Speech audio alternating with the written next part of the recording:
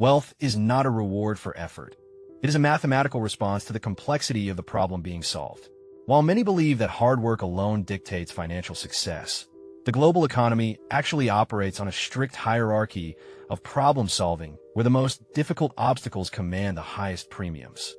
In a global economy defined by volatility, the highest earners are not those who work the longest hours, but those who resolve the most expensive bottlenecks. Understanding the difference between a minor inconvenience and a multi-million-dollar structural failure is the first step toward achieving professional leverage in any competitive industry. Over the next few minutes, an analysis of how specific high-income skills are acquired and deployed will reveal why certain individuals earn in an hour what others earn in a month. This is an exploration of the mechanics of value, designed for those seeking to understand the underlying architecture of wealth. But here's where it gets interesting. The fundamental law of economics dictates that compensation is directly proportional to the difficulty of replacement. An entry-level worker performing repetitive tasks is easily replaced because the barrier to entry is low, whereas an individual capable of restructuring a failing corporate division commands a premium because their skill set is statistically rare. Consider the disparity between a general maintenance worker and a specialized structural engineer. If a residential faucet leaks, the cost of the problem is perhaps $50 in lost water and minor property damage. The person who fixes it is compensated according to that low-stakes environment, typically earning a modest hourly wage.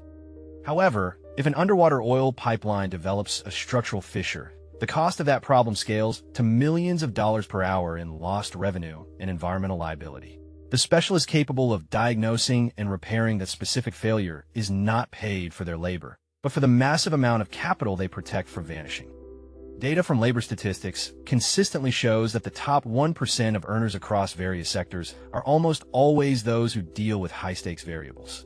Whether it is a surgeon performing a life-saving procedure or a specialized consultant preventing a tax audit, the value is derived from the expensive nature of the failure state.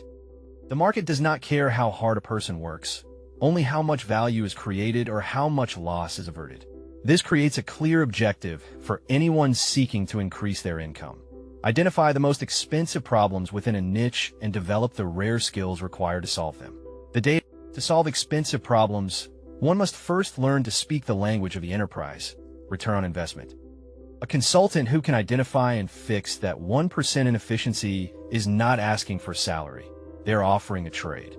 If the solution costs $200,000 but generates $1 million in savings, the business views that expense as a profitable investment rather than a cost center. This is known as the cost of inaction. Many organizations are paralyzed by problems they don't even know they have, such as outdated software that loses 5 minutes of employee productivity per hour, or a supply chain that overpays for raw materials by 15% due to poor negotiation. When the cost of the status quo is quantified in cold, hard currency, the person who presents the solution becomes an essential asset. They are no longer a vendor or an employee, but a strategic partner whose presence is justified by the massive financial hemorrhaging they have stopped. This mindset shift requires moving away from selling time and moving towards selling outcomes.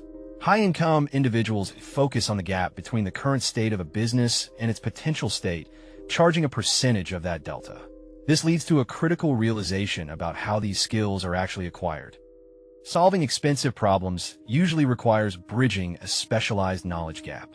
In economics, this is referred to as information asymmetry, where one party has significant knowledge that the other party lacks, but desperately needs to avoid a catastrophic or costly outcome. Consider the role of a cybersecurity expert. For a mid-sized financial firm, these specialists often spend years in deep study, mastering the nuances of their field. However, the market reward for this mastery is nonlinear.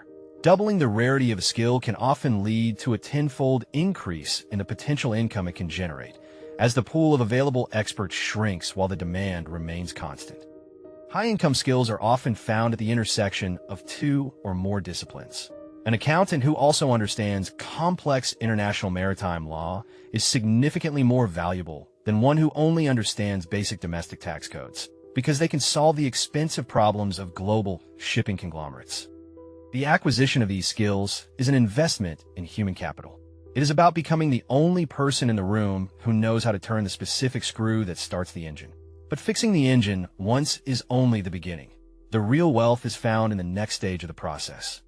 The ultimate evolution of the high-income problem solver is the transition from manual labor to systemic resolution. Instead of solving a problem once for one client, the most successful individuals develop frameworks, software, or methodologies that can solve that same expensive problem for thousands of people at once.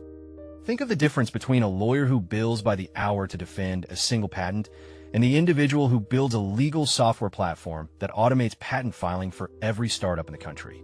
Both are solving an expensive problem, but one has decoupled their income from their time. By productizing a solution, the solver creates a scalable asset.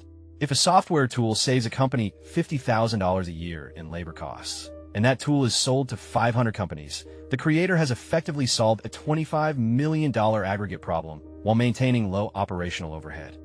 This is how modern fortunes are built in the technology and service sectors. It begins with the manual mastery of a difficult, expensive task and culminates in the creation of a system that performs that task with minimal human intervention. The efficiency of the system becomes the product itself. History shows that those who can identify a systemic pain point and apply a repeatable solution are the ones who define the future of their industries. They move from chasing the market to creating it, by ensuring that the value they provide is both immense and easily accessible. The single most important insight to remember is that your income will always be a reflection of the size and complexity of the problems you are willing and able to solve for the world. If this changed how you think about value creation, the next video breaks down the specific technical skills that are projected to be in the highest demand over the next decade.